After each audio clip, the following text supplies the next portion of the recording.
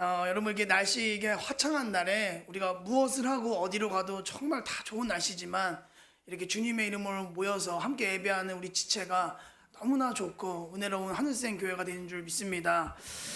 오늘 우리 시편 63편 말씀인데 광야를 만나게 하시는 하나님, 광야를 만나게 하시는 하나님이라는 제목으로 여러분과 함께 말씀의 은혜를 나누고자 합니다.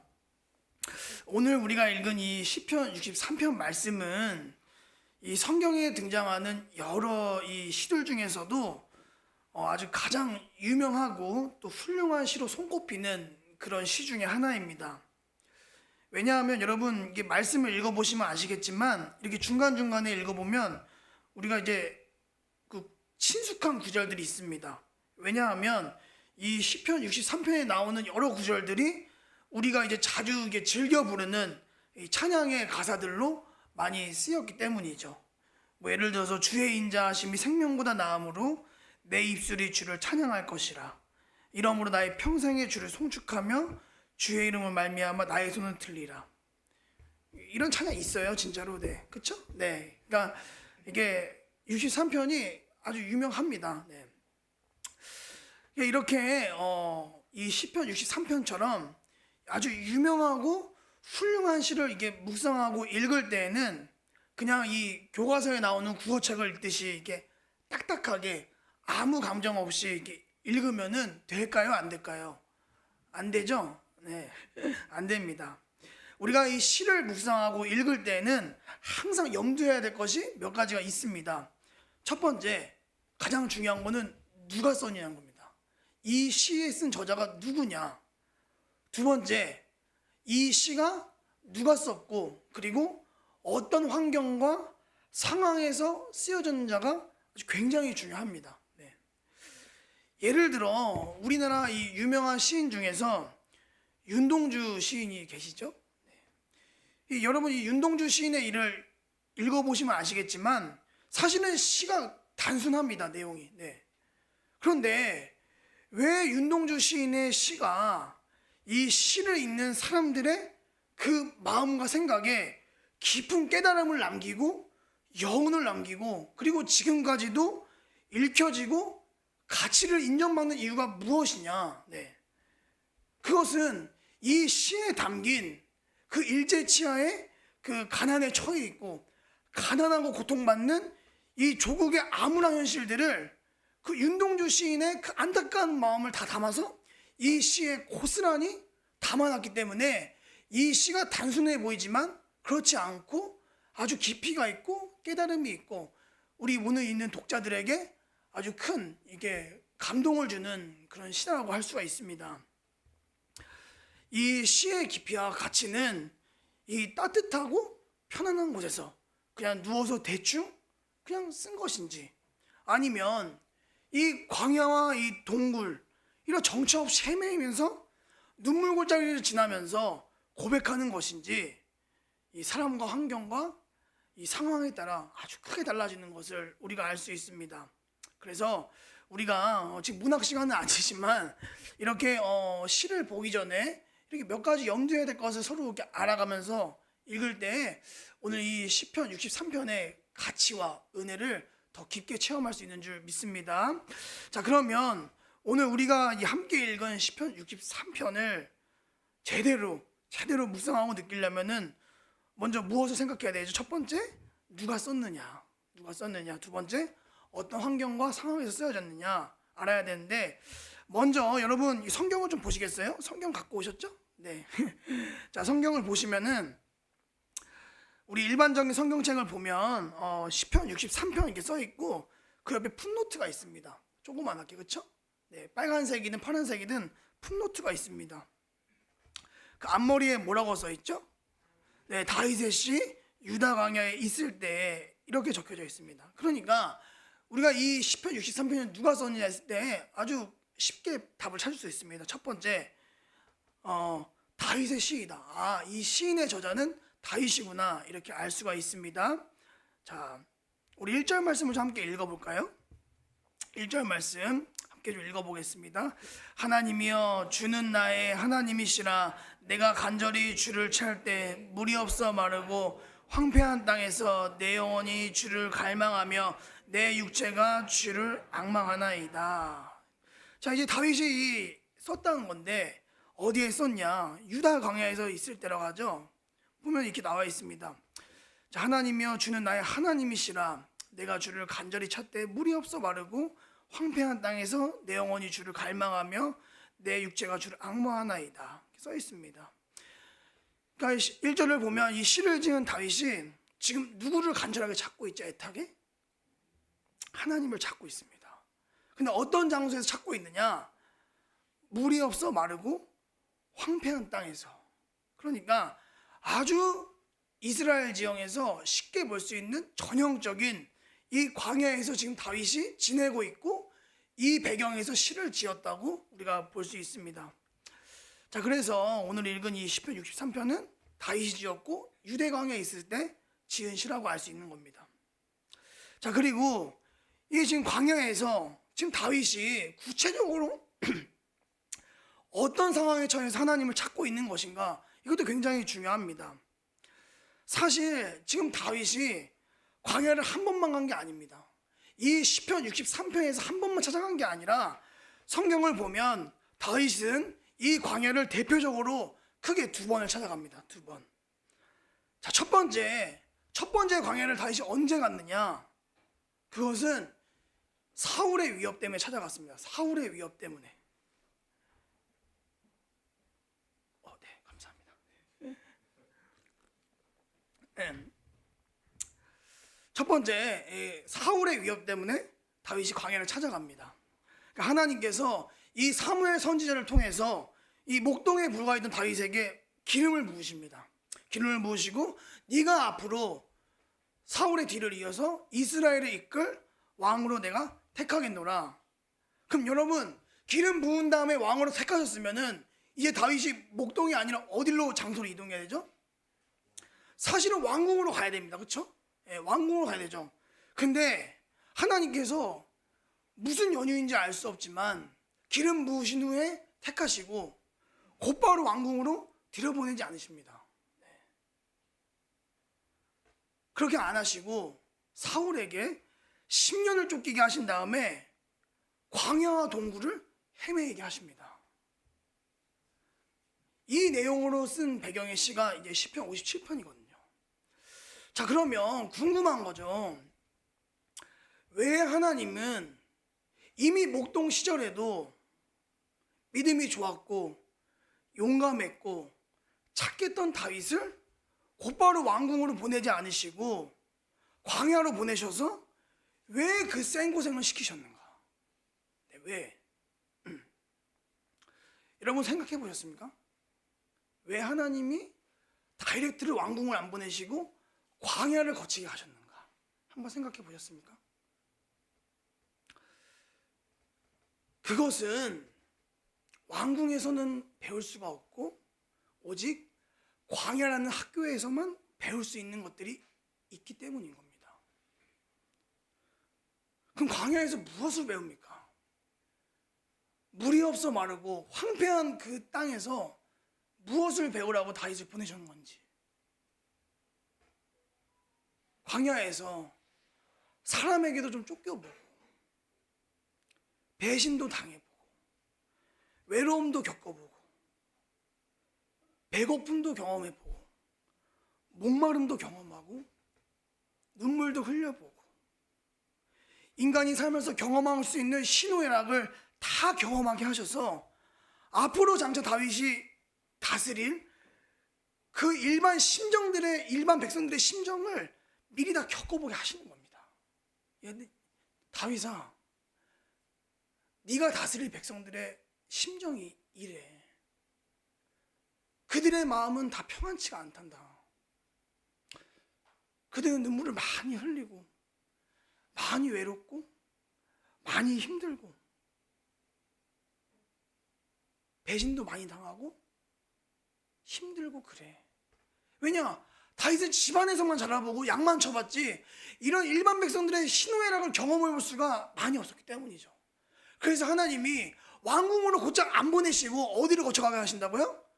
광야라는 학교를 보내시는 겁니다. 거기서 배워갖고 가라는 겁니다. 하나님의 놀랍게 숨겨진 비밀이라는 거죠. 또한 이 이스라엘이라는 이 큰 나라를 이끌어 보기 전에 미리 그 유다 지파 지역을 따로 떼서 다스려 보게 하면서 지도자 수업을 받게 하시는 거죠. 또 사울에게 쫓기고 위협을 당하게 하시면서 가장 중요한 게 무엇을 배우냐? 무엇을 배웁니까? 아, 나는 하나님이 아니면은 아무것도 아니구나. 하나님이 내 손을 잡지 않고 보호해주지 않고 품어주지 않는다면 나는 한순간도 아무것도 아니구나 라는 사실을 이 광야 안에서 배우게 하신다는 것입니다. 가장 중요한 것을 가르쳐 주시는 거죠. 그래서 이 왕궁에 들어가기 전에 이스라엘 왕이 될 사람으로서 갖추고 배워야 할 이 자질과 성품과 영성들을 이 첫 번째 광야에서 배우고 넘어가게 하시는 겁니다. 이 다윗과 이 아주 비슷한 그림이 신약 성경에도 등장을 합니다. 마태복음 4장을 보면은 예수님께서도 마찬가지죠. 예수님께서도 고작 공생의 사역을 바로 시작하지 않으시고 어디로 가십니까? 성령께 이끌려서 광야로 이끄심을 볼 수가 있습니다. 그렇죠? 광야로 데려가셔가지고 거기서 시험 당하시고 줄이시고 고생하시면서 하나님이신 예수님 또한 뭘 경험하십니까? 예수님께서 가르치시고 이끄셔야 할 연약한 인간들의 삶과 고통을 경험하게 하시는 겁니다. 또 구약을 보면 누가 있습니까? 구약을 보면 모세가 있습니다. 모세도 왕궁 출신이지만 하나님께서 글을 쓰려고 하실 때 다이렉트로 안 보내십니다. 다이렉트로 바로에게 안 보내시고 어디로 보내시냐? 무려 40년 동안 광야에서 훈련시키심을 볼 수가 있습니다. 그 40년을 광야에서 뼈저리게 경험하고 훈련시킨 뒤에 그 다음에 하나님의 일꾼으로 쓰임받게 하심을 볼 수 있습니다. 그래서 이 광야는 특별히 하나님의 사명자들에게는 성도들에게 피해갈래야 피해갈 수가 없는 고된 신앙의 훈련소이자 학교였음을 이 다윗의 첫 번째 광야를 통해서 우리가 유추할 수가 있는 것입니다. 그런데 이 다윗이 이제 왕이 되었지 않습니까?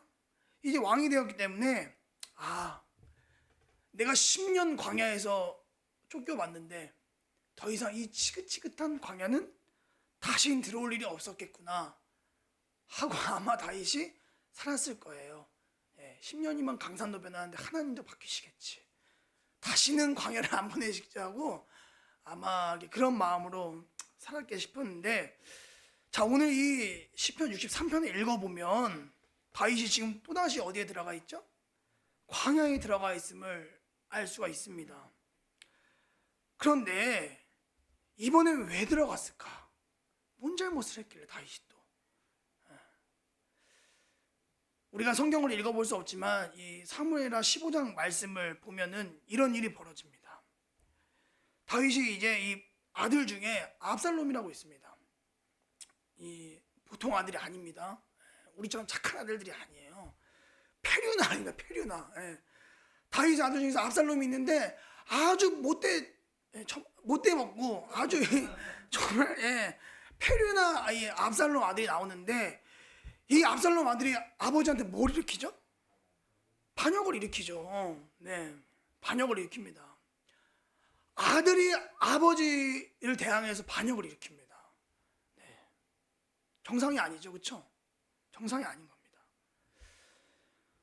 아무튼 이 다윗이 이 자기 아들 압살롬의 그 반역을 피해서 아주 황급하게 왕궁을 떠나게 됩니다. 갈 데가 없잖아요. 그러니까 또 어디로 가죠? 광야로 피신하게 가는 겁니다. 그래서 이 왕궁을 떠나 광야로 피신해서 쓴 시가 바로 이 오늘 시편 63편의 시라는 거죠. 그런데 우리가 지금 이 다윗의 첫 번째 광야와 지금 두 번째 광야를 이렇게 딱 놓고 비교했을 때 여러분 이 차이가 있는 것을 우리가 좀 발견을 해야 됩니다. 첫 번째 광야와 두 번째 광야가 장소는 같은 광야지만은 쫓기는 것도 똑같지만은 분명히 차이가 있다는 겁니다. 명확한 차이가. 자, 첫 번째, 여러분 이 첫 번째 광야는 사울의 그 쫓김과 위협을 피해서 들어갔는데 이 다윗이 이 사울 때문에 너무나 원통하고 분한 겁니다.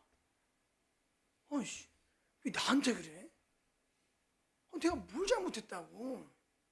왜 나만 보면 저럴까? 그 다윗이 너무나 원통하고 분해서 이 분노를 삭히는 모습을 성경을 통해 알 수가 있는 거죠. 네. 그러니까 그냥 그 광야에 들어와 있어도 어떤 다른 영적인 변화가 없이 그냥 인간적인 감정에 많이 매몰되어 있는 겁니다. 네. 그런데 오늘 우리가 읽은 이 시편 63편을 보면은 두 번째 광야로 왔을 때 분위기가 사뭇 다른 것을 볼 수가 있습니다. 여러분 눈치채셨습니까? 분위기가 다릅니다. 지금 눈치 못 채셨죠? 그래서 설교자가 있는 겁니다. 자, 이 두 번째 광야에 들어왔을 때도 압살롬이라는 원수만 밖에서 들어왔거든요. 근데 이 지금 시편 63편 어디를 다 뒤지고 찾아봐도 원수에 대한 분노의 이야기가 하나도 없습니다. 네, 하나도 없어요.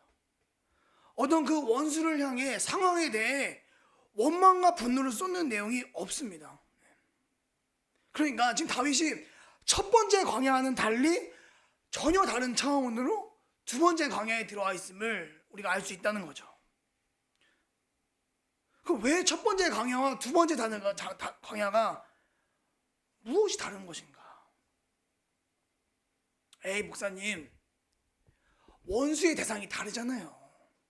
첫 번째는 피 한 방울 안 섞인 사울에게 쫓았기 때문에 분노가 나는 거지만 지금은 두 번째는 원수의 대상이 피부치 자식이지 않습니까? 하물며 아버지가 어떻게 그 피부치 자식에게 원망하고 분노합니까? 그런 걸 수도 있죠? 근데 아닙니다. 다윗은 압살롬을 원수로 여기지 않았습니다. 첫 번째 이 광야에서는 사울의 위협을 통해 이스라엘 왕이 될 사람으로서 수업을 받는 그런 느낌이었다면 두 번째 광야에서는 원수가 누군지, 원수가 얼마나 센지, 원수를 어떻게 무찌르고 내가 이 광야를 탈출할 것인지에 대해서 그런 차원의 문제를 따지지 않았다는 것입니다. 그건 내게 아무런 문제가 안 된다는 거죠. 압살롬의 반역이라는 그 상황과 도구를 통해 다시 아무도 없는 하나님하고만 있을 수 있는 아주 조용한 광야에 들어와서 하나님과의 가깝고 깊은 만남을 가지게 되는 것이 이 두 번째 광야의 핵심이라는 것입니다. 그러면 그 결과가 무엇이냐? 1절을 보시겠습니다. 1절을 보면 이렇게 나와죠. 주는 나의 하나님이셨습니다. 이런 말씀이 나오죠. 여러분 5절 말씀을 볼까요? 5절 말씀 어떻게 나옵니까? 골수와 기름진 것을 먹음과 같이 나의 영혼이 만족할 것이라. 7절을 보시면 뭐라고 나옵니까? 주는 나의 도움이 되셨습니다. 내가 주의 날개 그늘에서 즐겁게 부르리이다. 자, 마지막 11절 보실까요? 11절에 첫 줄에 뭐라고 나와 있습니까? 왕은 하나님을 즐거워하리니. 네. 지금 다윗이 밤에 자서 아침에 눈 뜨고 일어나면은 지금 사실 어디여야 돼요? 사실은요, 비단 이불 깔린 왕궁이어야 되죠, 그렇죠? 옆에 보면 조식 놓아져 있고, 네, 씻을 물 딱 대령해 놨었는데 지금 눈을 떠보면 기가 막힌 상황인 겁니다. 다윗이 등 딱딱하게 베기는 광야죠. 여전히 피부치 자식이 자신의 목을 향해 칼을 겨누고 있습니다. 그럼 여러분 생각해 보세요. 우리 솔직해지자고요, 그렇죠? 여러분 지금 다윗이 골수와 기름진 것을 먹고 만족할 상황입니까? 아닙니까? 아니죠. 예. 지금 그런 만족하거나 기뻐할 상황이 전혀 아니라는 겁니다. 광야에 어디 다윗이 도울 만한 것들이 있습니까? 그런데 그럼에도 불구하고 오늘 이 시편 63편을 읽어보면은 다윗의 이 외적인 부분은 잘 모르겠지만 지금 다윗의 그 속, 영, 그 영혼이 부지기가 어때요? 너무나 기쁘고 만족해하는 것을 볼 수가 있다는 것입니다.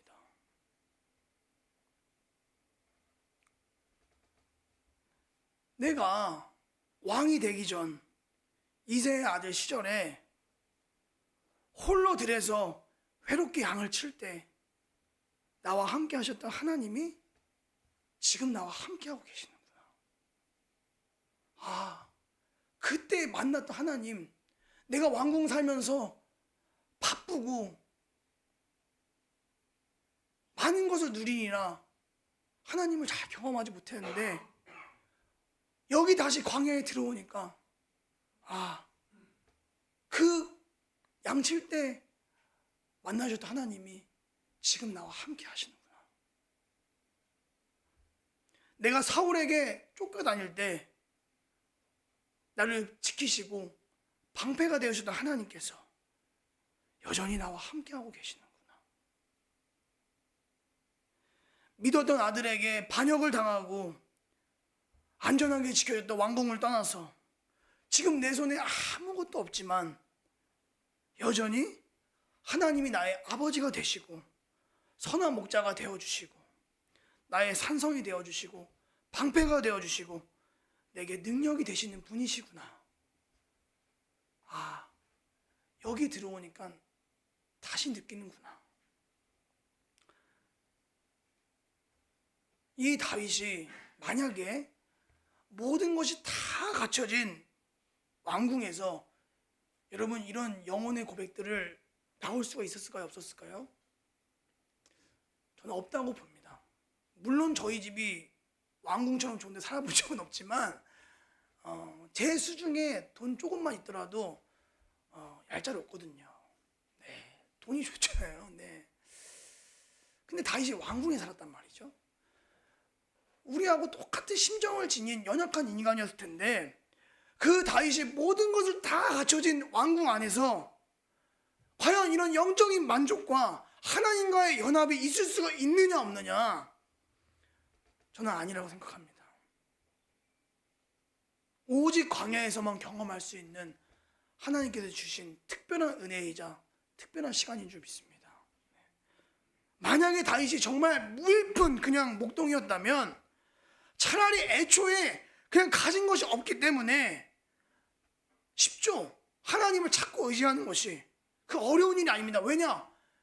그때도 없었고 지금도 아무것도 없기 때문에 하나님을 찾고 의지하는 것이 쉽단 말이에요. 늘 없으니까. 근데 지금 상황이 목동이 아니라 신분이 뭡니까? 왕이란 말입니다. 왕. 왕은요 모든 부와 권력을 다 가지고 있기 때문에 사실 하나님 말고도 하나님 외에 힘을 얻고 기뻐할 수 있는 일이 얼마나 많습니까? 눈만 뜨면 사방을 고개만 돌리면 기쁘고 즐길 수 있는 일이 얼마나 많습니까? 그렇죠? 근데 여러분 11절을 보시라고요. 11절 말씀. 첫 줄에 뭐라고 나옵니까? 뭐라고 나오죠? 왕은, 우리 다 함께 읽어볼까요? 왕은 하나님을 즐거워하리니.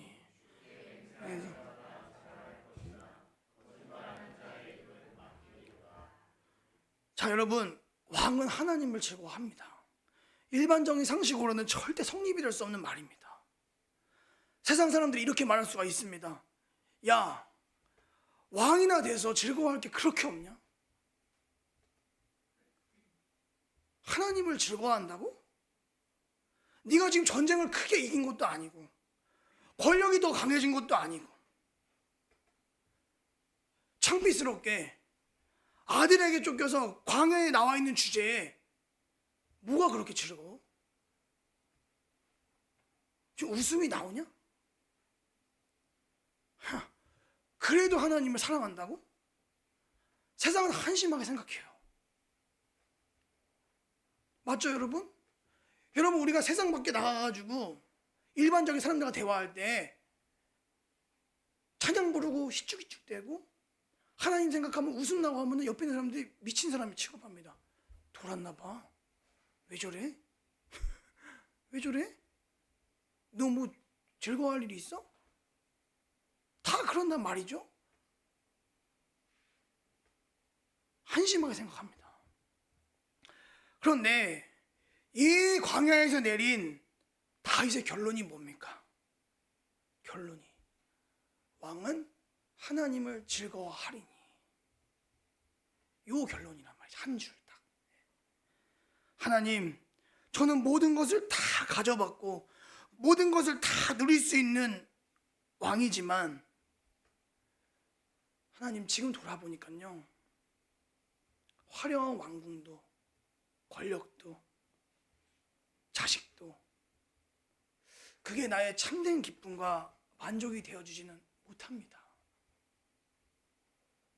다 바람에 나는 먼지와 같고 겨와 같고 하나님 외에는 다 헛되고 헛된 것들 뿐이었어요. 저는 그저 하나님이 좋습니다. 저는 그냥 하나님이 좋아요. 아무 이유가 없어요. 저의 기쁨, 저의 만족, 저의 행복의 근원은 왕궁에 있지도 않고 권력에 있지도 않고 오직 하나님이십니다. 그래서 저는 하나님을 즐거워할래요. 이게 이 11절 한 줄에 담긴 다윗의 심정이란 말이죠.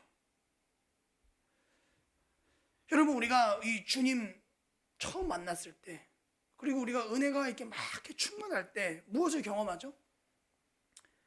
우리가 예전에 주님 만나기 전에는 어떤 즐거워하고 만족할 만한 일이 있을 때만 즐거워하고 만족했는데, 우리가 주님 만나고 은혜가 충만할 때 무슨 일이 벌어집니까?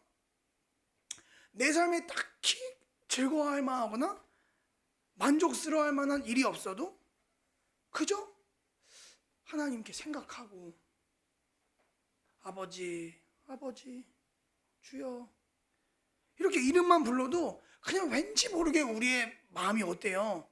왠지 모르게 든든하고 평안하고 걱정 근심거리 다 있어도 그렇게 크게 걱정이 안 되는 걸 경험을 합니다. 네.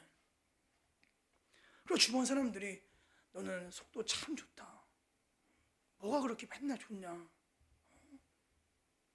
뭐가 그렇게 작아서 매일 이렇게 교회 가고 봉사하고 찬양 듣고 그러냐? 그럼 여러분, 우리 소리는 속으로 이렇게 얘기하죠? 네가 뭘 아냐? 네가 뭘 알아? 너도 주님 만나보면 알게 될 거다. 절대 모르죠, 그렇죠? 이거는 우리만 알 수 있는 정말 특별한 은혜인 겁니다. 네. 사랑하는 여러분, 왜 하나님께서 다윗을 또다시 이 지긋지긋한 광야를 만나게 하신지 이제 좀 눈이 띄어지십니까? 네. 다윗의 그 입술에서 하나님이 뭘 받아내고 싶은 거예요? 왕은 하나님을 즐거워하리니. 하나님이 이 짧은 한 줄의 고백을 다윗의 입술에서 받아내기 위해서 하나님이 그 광야에 또 보내신 겁니다. 하나님이 다윗에게 뭐 많은 걸 바라는 게 아니에요. 뭐 어디를 정복해서 땅을 가져와라, 뭐 얼마나 많은 헌금을 들여와라, 재물 가져와라, 그게 아니라 내가 네 입술에서 받아내고 싶은 그 짧은 고백의 한 줄, 저는 하나님을 즐거워합니다. 이 짧은 한 줄의 고백을 받아내시기 위해서 어디를 보내시는 거예요? 지긋지긋한 광야를 또 보내시는 겁니다. 나 김기성 목사는 세상의 모든 것보다 하나님만을 즐거워하리니, 하나님 한 분이면 만족하리니.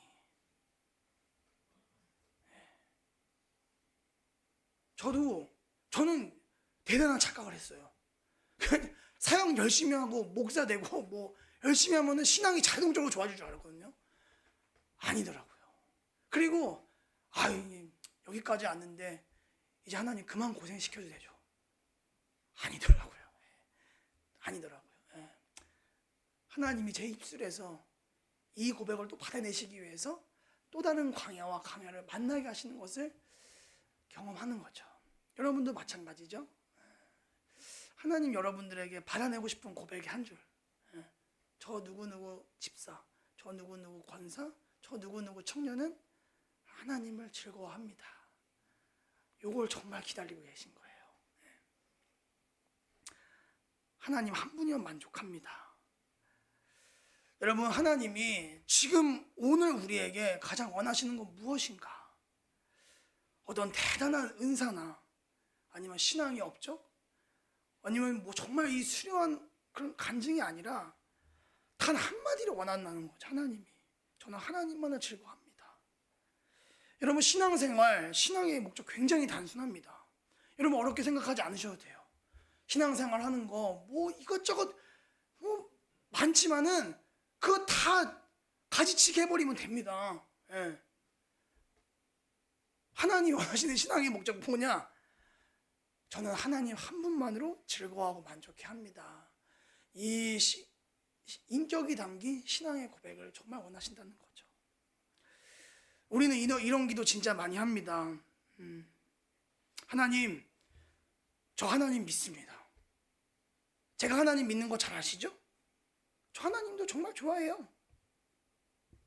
그런데 일단 현찰부터 주세요. 저는 이런 기도 해봤습니다. 네, 저는 했어요. 네. 아니, 하나님 뭐 길게 얘기할 필요 있습니까? 현찰 필요합니다. 지금 정말 현찰부터 주세요. 아니면 돈은 있는데요, 일단 병부터 낫게 해주세요. 그러면 하나님께서 저 사랑하시는 줄 제가 믿겠습니다. 네. 그런데 여러분 생각해 보세요. 하나님께서 현찰 주시고 병 낫게 해주시는 거, 그거 시군죽 먹일 거 아닐까요? 그 시군죽 먹기죠. 아니, 천지를 만드신 전능한 분인데 우리에게 현찰 주시고 병 낫게 해주시는 거, 그거 어려워하실까요? 어렵지 않은 일이에요. 그런데 현찰 주시고 병 낫게 해주는 것보다 하나님이 가장 어려워하는 게 뭔지 아십니까? 우리의 삐뚤어진 마음을 고치시는 걸 가장 어려워하신다는 것입니다.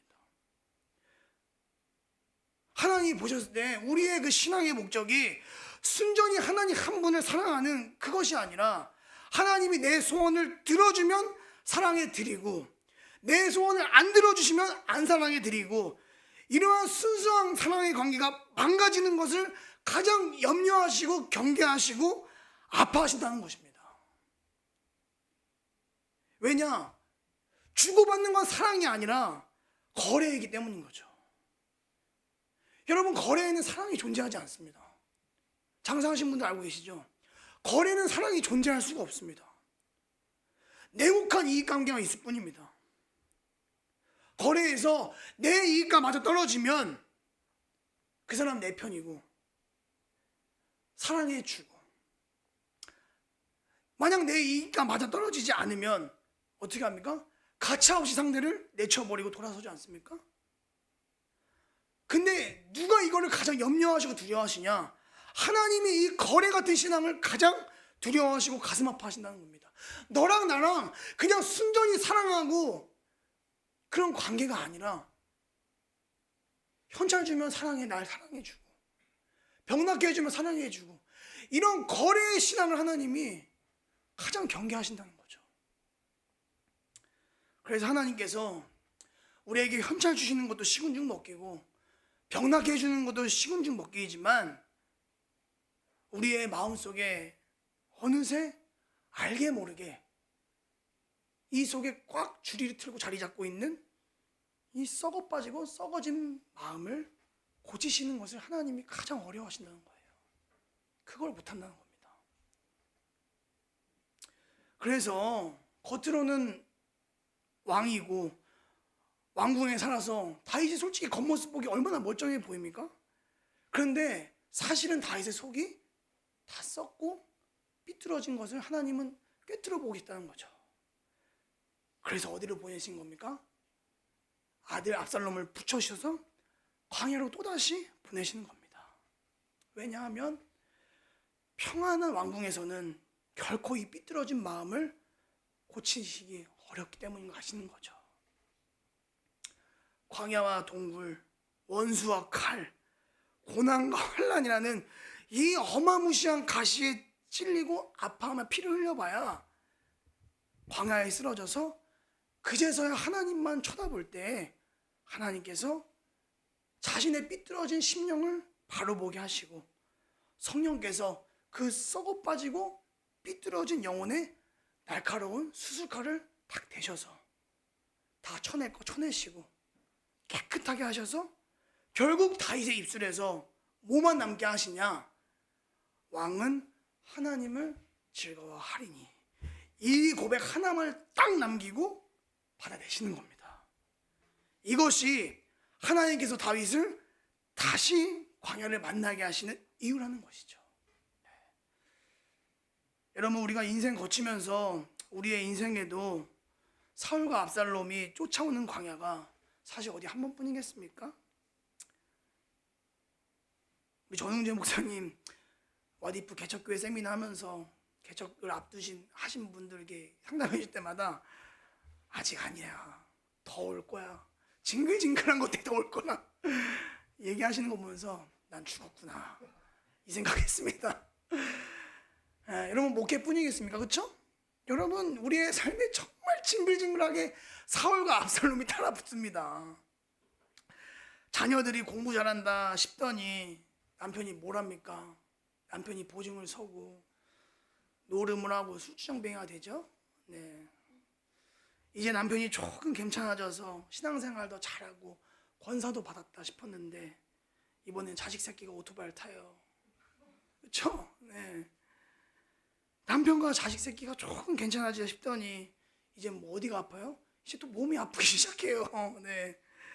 또 몸 좀 나아지니까 이번에 뭐 합니까?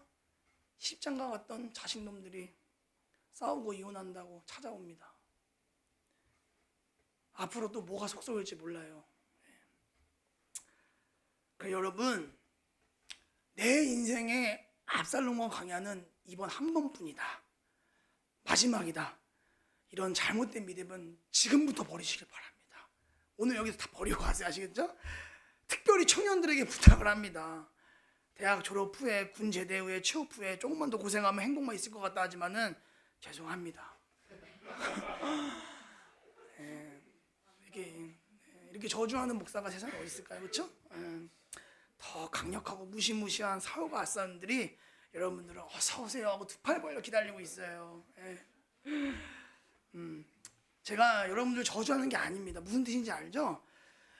내 인생의 광야는 더 이상 없다, 또는 이번 한 번뿐이다. 여러분, 이건 성경이 가르치는 진리가 아닙니다. 만약에 그렇게 가르치는 교회나 목회자가 있다면 죄송하지만 사기꾼이에요. 100% 사기꾼입니다. 여러분이 딴 교회 갈 일도 없지만 이건 100% 사기꾼이에요. 여러분, 성경을 다 여러분 봐도요, 앞으로 계속해서 우리에게 다른 압살롬과 광야를 만나게 하신다고 얘기하고 있습니다. 요한계시록을 읽어보세요. 믿는 자들 위해서 눈물 마를 일이 없을 것이다. 주님 앞에서는 그날까지 이 땅에서 고생 많이 할 거다. 그러니 니들 힘내라. 이게 성경이 가르치는 진짜 진리고 사실이거든요. 그러나 물론 우리가 살면서 하나님이 그때마다 부으시는 복과 은혜가 다 있습니다. 여러분, 고생만 하라고 제가 얘기하는 게 아니라 너무 거기에 여기만 쏠려있기 때문에 관점을 좀 중심지에 두자는 겁니다. 복도 주시지만 그에 따른 하나님께서 광야도 허락하신다. 적절하게 믹싱하셔서 우리의 숨만 딱 찰 때까지만. 여러분, 오늘 말씀과 같이 이제 앞으로 우리가 새로운 사울과 압살롬을 또 만나서 광야를 만날 때 관점을 좀 바꾸자는 겁니다. 하나님께서 그냥 우리를 그저 미워하셔서 혼내시려고, 골탕 먹이시려고 광야를 만나게 하시는 것이 아니라, 이 세상에 몸담고 살면서 여러분, 차가 아무리 새 차라도 밖을 계속 다니다 보면은 알게 모르게 뭐가 쌓입니까? 먼지가 낍니다. 그렇죠? 먼지가 낍니다. 어쩔 수 없이 끼는 거예요. 차가 밖을 다니면. 여러분, 마찬가지죠. 우리가 예수 믿는 사람으로서 말씀을 품고 이 세상에 나가서 아둥바둥하며 몸부림치며 주의 말씀대로 살라고 해도 어쩔 수 없이 우리의 심령 안에 뭐가 낍니까? 때가 낀다는 거예요. 때가 낍니다. 그 여러분들 잘못이 아닙니다. 단지 어떤 사람 많이 끼고 조금 끼고 이 차이만 있을 뿐이지 다 낍니다. 때가 다 끼더라고요. 그럼 그때마다 하나님이 뭐를 보내시는 거예요? 너 때가 많이 꼈구나. 하나님이 아닌 다른 것들의 때가 지금 많이 껴있어. 근데 너는 지금 잘 모르겠지? 내가 봤을 때 때가 많이 껴있는 것 같아. 예. 하나님보다 다른 걸로 즐거워하고 만족해하는 것이 많은 것 같구나. 예. 그래서 하나님께서 내 이 떼끼고 썩고 삐뚤어진 심령을 고치시려는 영적인 수술을 하시기 위해서 어디로 보내신다고요? 우리에게 광야를 보내시는 시간을 허락하신다는 겁니다. 그리고 그 과정을 결국 거쳐서 하나님이 우리에게 이 고백을 듣고 싶어 하시는 것이죠. 하박국의 고백처럼 무화과 나무 잎이 마르고 포도나무 열매가 없으며 감람나무 열매 그치고 논밭에 식물이 없어도 우리의 양떼가 없으며 외양간 송아지가 없어도 난 여호와로 즐거워하리. 난 여호와로 즐거워하리. 내 구원의 하나님으로 인해 나는 기뻐하리라. 그리 아니하실지라도 하나님이 좋습니다. 그 무엇도 나를 만족해 하지 못합니다. 저의 목적은 하나님 한 분 즐거워하는 것입니다. 무탄한 우리의 삶 가운데 광야를 만나게 하셔서 하나님 아닌 것들을 싹 다 가지쳐내시고 깨끗하게 하셔서 결국 순수하고 거룩한 신앙을 만드시고 여러분들 그 10년 가운데 그 순수한 신앙 인격을 담아 한 줄의 고백을 듣고 하시는 것. 나는 하나님을 즐거워합니다. 그래서 다시금 하나님과의 그 깊은 사랑의 관계가 회복되는 것이 하나님이 우리에게 정말 바라시는 일 중에 가장 중요하고 복된 일인 줄 믿습니다. 여러분 그런 회복되는 은혜가 있으시길 주님의 이름으로 축복드립니다. 기도하겠습니다.